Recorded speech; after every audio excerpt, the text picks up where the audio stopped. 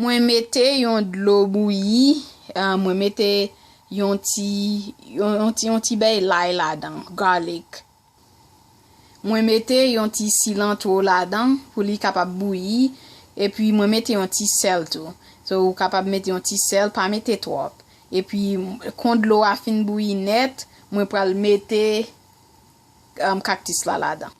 Konya mwen mette cactus là dans de l'eau et puis la bouillie.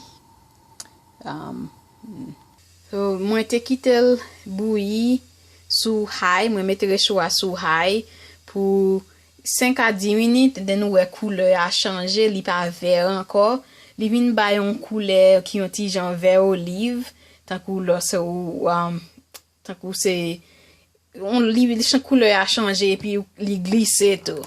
Il glissé, so ça m'bral fait konya m'bral ouvert de l'eau frette là et puis m'a laver li pendant m'a retirer li pour retirer glissé ya. So m'a laver li pour retirer glissé ya.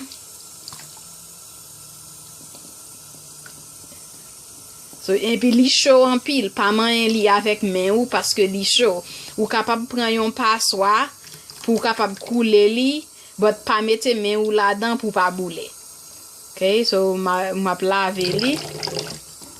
Moi fin laver, quand ka li laver, li pas glissé même j'en te glissé à cause auparavant même li pot ko cuit, il te glissé tant que son kala l'eau.